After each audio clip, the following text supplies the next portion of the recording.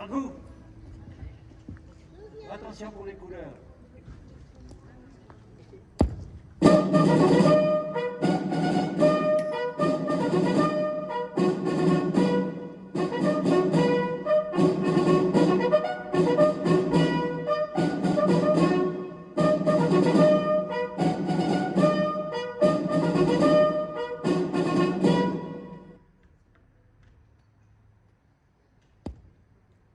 Repos. Ouvrez le banc.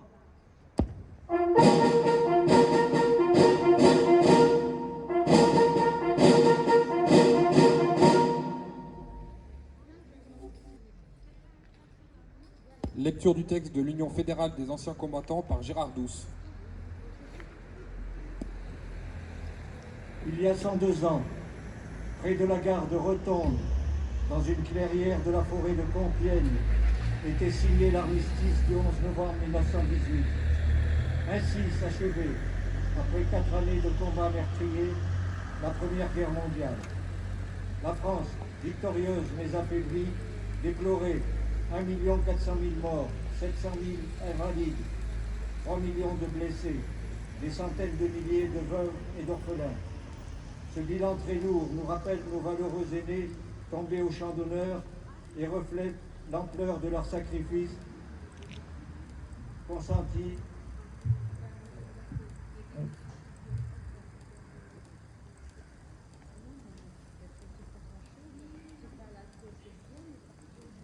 consenti par un idéal de paix, de liberté et de fraternité. Conservons à cet anniversaire du 11 novembre 1918 et en hommage au glorieux comportement des soldats de métropole, des territoires d'outre-mer, des pays alliés,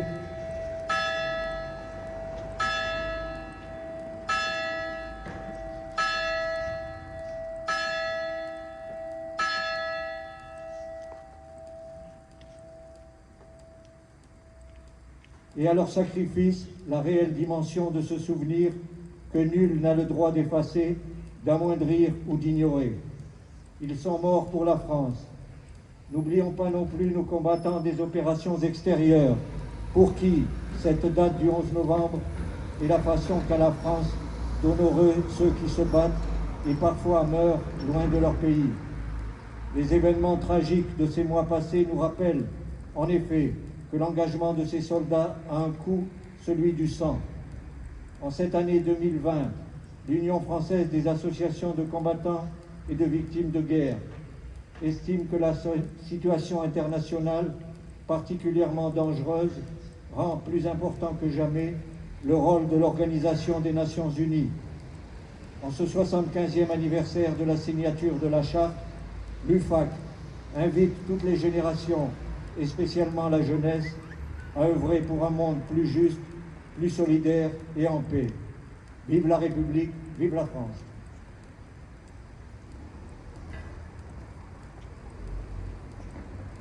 Lecture du message de la secrétaire d'État auprès de la ministre des Armées par Véronique Baud, première adjointe au maire et vice-présidente du conseil départemental de l'Ain.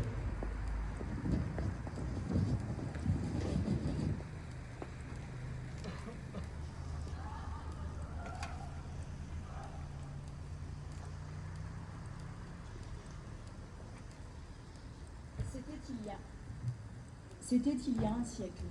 Ce 10 novembre 1920, la Grande Guerre est achevée depuis 2 ans. Dans la citadelle de Verdun, Auguste Tin, soldat de 2e classe et pupille de la nation, dépose un bouquet d'œillets blancs et rouges sur le cercueil d'un soldat. Un parmi tous les combattants des Flandres, de l'Artois, de la Somme, du chemin des Dames, de Lorraine, de la Meuse. Un de ces braves. Un des poilus qui participa à une interminable guerre. Un de ces Français qui œuvra à la tâche incommensurable de la victoire. Un parmi des milliers qui est devenu le soldat inconnu. Le 11 novembre 1920, le peuple de France l'accompagne solennellement sous les voûtes de l'Arc de Triomphe. La patrie, reconnaissante et unanime, s'incline respectueusement devant son cercueil en saluant la mémoire de tous les soldats morts sous le drapeau tricolore. Quelques mois plus tard, il était inhumé. Depuis 1923, la flamme du soldat veille, jour et nuit, sur la tombe. Chaque soir, elle est ravivée plus que jamais pour que ne s'éteigne la mémoire. La sépulture du soldat inconnu est devenue le lieu de recueillement national et le tombeau symbolique de tous ceux qui donnent leur vie pour la France. Cet anonyme représente chacun de nos morts et tous nos morts en même temps. Cette mémoire vit également dans chacune de nos communes, dans chaque ville et village de France, dans chacun de nos monuments aux morts, dans chacun des cimetières, dans nos mémoires familiales. Elle vit dans l'œuvre de Maurice Genevoix, qui entre aujourd'hui au Panthéon. Le président de la République l'a souhaité en l'honneur du peuple de 14-18. Maurice Genevoix n'entre pas seul dans le temple de la nation. Il y entre en soldat des éparges, en écrivain et en porte-étendard de ceux de 14. Il y entre avec ses millions de frères d'armes, ceux dont il a immortalisé le souvenir, l'héroïsme et les souffrances. Il y entre avec toute la société, de la première ligne à l'arrière, mobilisée face à l'adversité et qui a tenu avec une admirable endurance. 8 millions de soldats combattirent sous les couleurs de notre drapeau. Aucun d'entre eux ne revint totalement indemne. Des centaines de milliers furent blessés dans leur chair comme dans leur âme. 1 400 000 tombèrent au champ d'honneur. Nous ne les oublions pas. Inlassablement, nous les honorons. Chaque 11 novembre, la nation rend également un hommage solennel à tous les morts pour la France, ceux d'hier et ceux d'aujourd'hui. Chaque année, nous rappelons leurs noms. Chaque 11 novembre est un moment d'unité nationale et de cohésion autour de ceux qui donnent leur vie pour la France, de ceux qui la servent avec dévouement et courage. En ces instants, au souvenir des événements passés et aux prises avec les épreuves de notre temps, nous nous rappelons que c'est tout un peuple, uni et solidaire, qui fit la guerre, qui la supporta et en triompha.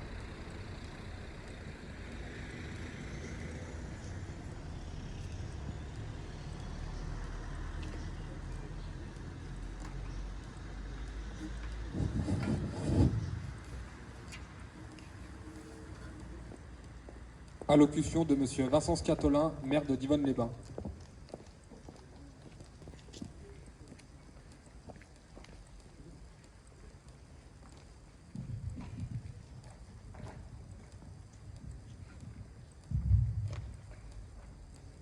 Depuis voilà un siècle, chaque 11 novembre, les Français se rassemblent pour commémorer l'armistice de 1918, la fin des combats de la Première Guerre mondiale qui a plongé la France, l'Europe et le monde dans la souffrance et la désolation. La fin pour les 65 millions d'hommes mobilisés qui ont connu le même enfer, la même horreur visible des champs de bataille jusque dans les tranchées. Nous honorons aujourd'hui nos combattants et les 10 millions de victimes de cette folie, mais aussi les 21 millions de blessés, les veuves et les orphelins. Nous en oublions aucun. Nous n'oublierons jamais le sang versé sur la Marne, sur la Somme ou à Verdun. Rappelons-nous aussi que ce sang versé, il n'était pas seulement français. Il était celui des femmes et des hommes venant d'Europe et du monde entier qui se sont battus sur notre sol comme s'il était celui de leur propre patrie. Durant cette guerre, une seule France a combattu, celle des campagnes et des villes, des religieux et des anticléricaux, des aristocrates et des classes populaires. Tous ont souffert côte à côte pour défendre ces valeurs qui nous unissent toutes et tous, la liberté, l'égalité, la fraternité. Nous nous devons de rendre hommage à ces héros, à nos héros. Face aux pires épreuves, aux pires maux, les soldats ont gardé leur humanité, écrivant chaque jour à leur famille leur dernier mot d'amour. Si la guerre les avait rendus à leur instinct animal, ils ont accompli l'exploit de rester humains et fiers. Les traces de la Grande Guerre ne s'effaceront jamais, ni dans nos paysages, ni dans nos mémoires. Nos mémoires, où pour toujours doivent rester l'image de ces morts et des hommes défigurés. Ces soldats qui, à leur retour, ont dit « plus jamais cela ». Ces hommes qui ont dû voir une deuxième fois l'horreur avant que les peuples ne fassent plus jamais cela. Souvenons-nous de leur souffrance, elle est la clé de notre salut. Depuis 2012, cette commémoration n'est plus seulement celle de l'armistice, elle est celle de tous les morts pour la France. Je voudrais donc avoir un mot pour nos combattants, nos soldats qui sont tombés hier ou plus récemment pour défendre notre pays. La Marseillaise que nous allons entonner tout à l'heure, elle est pour eux. Nous ne les oublierons jamais. Mais à l'heure où tous les combattants de cette guerre ont disparu, c'est aussi pour les générations futures que nous nous devons de commémorer ce moment. Ils doivent savoir que les parents de leurs parents ont dû se battre pour rester français et pour que nous le soyons. Cette jeune génération, elle connaît le triptyque républicain. Elle sait que dans cette devise résonne le mot fraternité. Et pour que nous soyons tous frères, il faut un père, il faut une mère en commun. Cette mère, c'est la France. Elle nous unit par son histoire, par ses valeurs et par le sang des hommes et des femmes, par le sang des hommes que les hommes et les femmes ont versé pour elle. Ces moments que nous vivons aujourd'hui, ils sont faits pour vous rappeler que l'histoire, c'est un vécu partagé par toute une nation. L'histoire, c'est ce qui a construit et qui constitue la France. L'histoire, c'est notre grandeur et les sacrifices que nous avons dû faire pour y parvenir. L'histoire, elle se rappelle à nous tous les jours. Lorsque des femmes et des hommes sont sauvagement abattus alors qu'ils enseignent ou tout simplement parce qu'ils vivent dans un pays libre. L'histoire nous rappelle qu'il y a plus de 100 ans, de jeunes soldats se sont battus pour faire vivre notre idéal républicain. En leur mémoire, il est essentiel que nous ne cédions rien, que nous ne baissions pas la garde aujourd'hui face au fanatisme et à l'obscurantisme. Ensemble, nous devons porter notre devise. Nous devons défendre nos valeurs, défendre notre unité et tout simplement défendre notre nation. Vive la République, vive la France.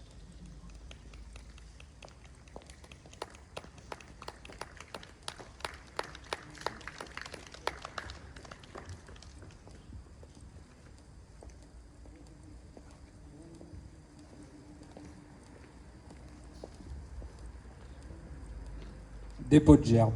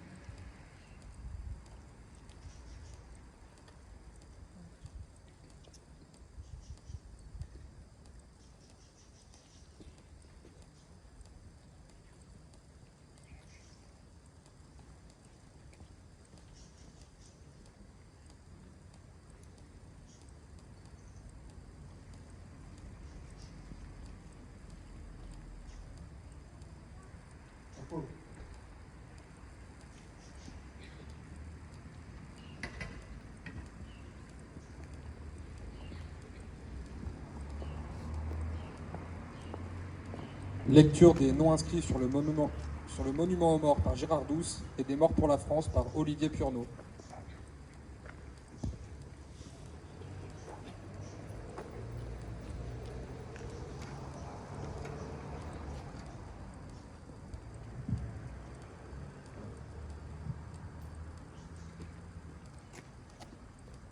À vous.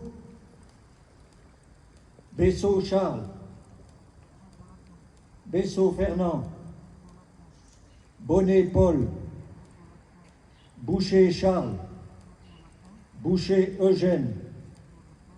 Bouéja Auguste. Bouvier Louis. Cassera Eugène. Cassera Louis. Chevassu Albert. Cordier Louis. Dardel Charles. Détras Marius. Dubout Marc. Girel Albert. Girel Auguste. Giraud Edmond. Goudard Eugène. Grandjean Émile. Guillaume Louis. Hubert Arnold. Hugues Marc. Humbert Marius.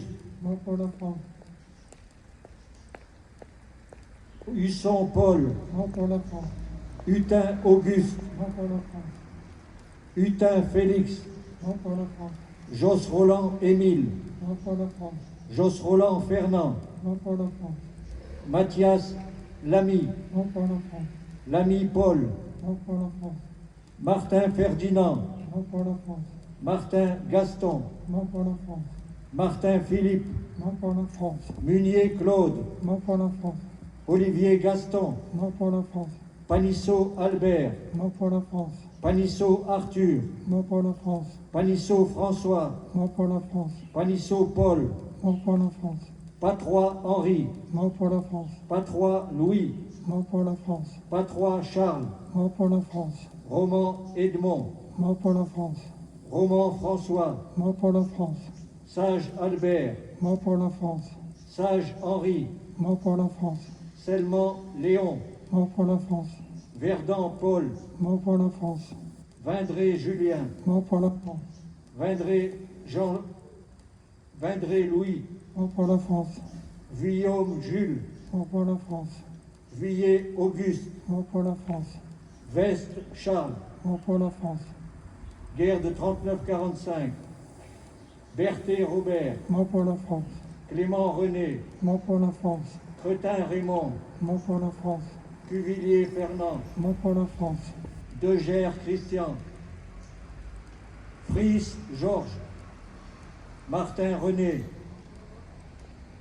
Moine André. Royer Paul. Simon Alfred. Indochine 1946-54. Castillo Jean. AFN 1952-1962. Cousteau Maurice. Afghanistan 2011. Mozic Laurent.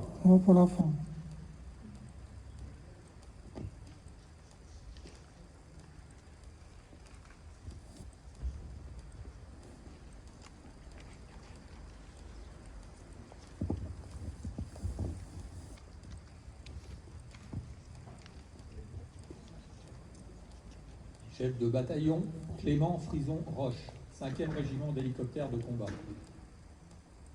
Mort pour la France. Chef de bataillon, Benjamin Gireux, 5e régiment d'hélicoptères de combat. Mort pour la France. Chef d'escadron, Nicolas Mégard, 5e régiment d'hélicoptères de combat. Mort pour la France.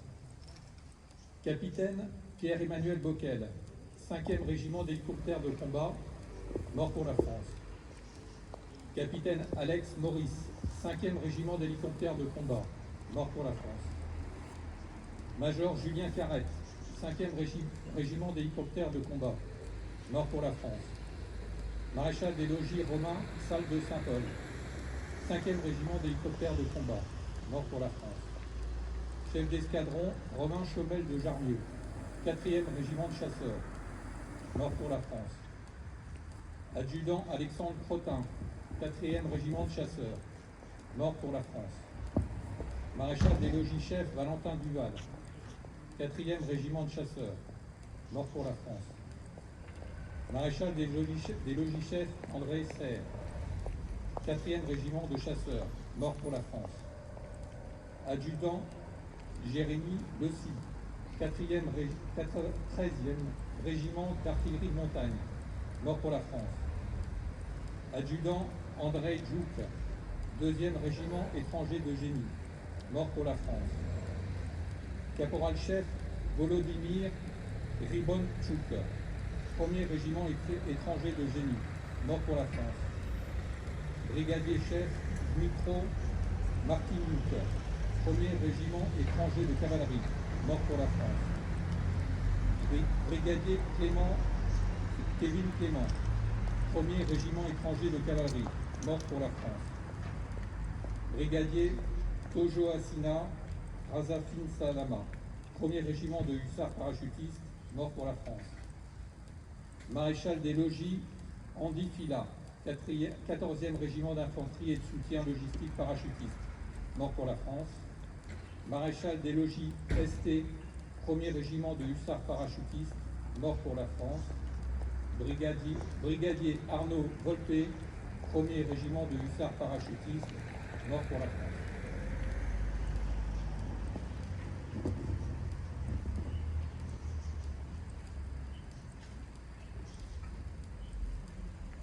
Sonnerie aux morts.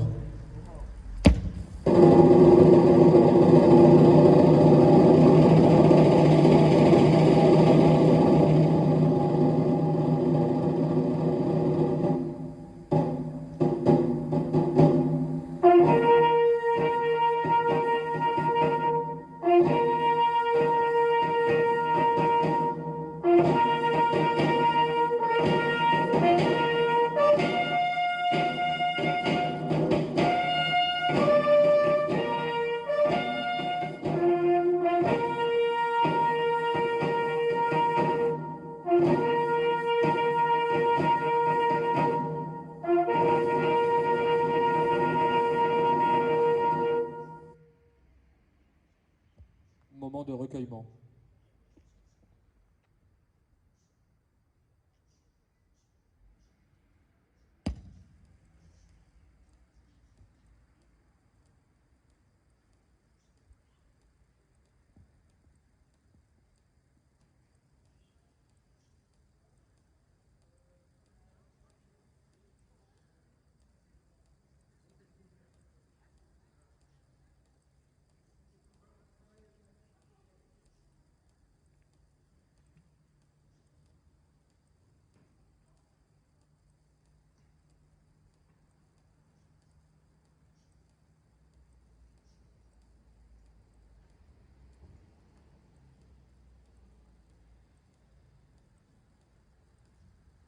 Marseillaise.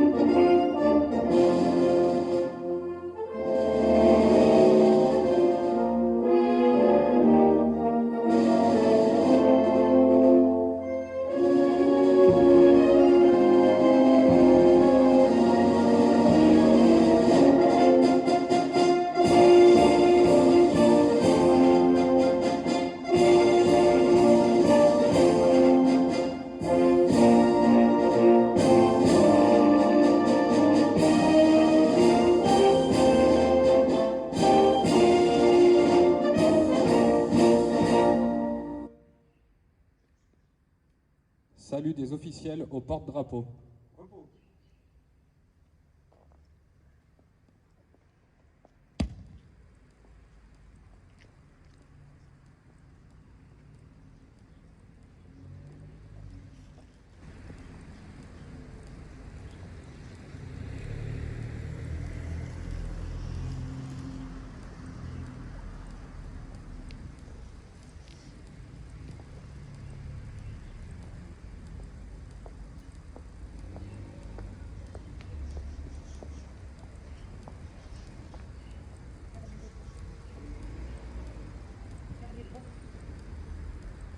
La marche de Robert Bruce.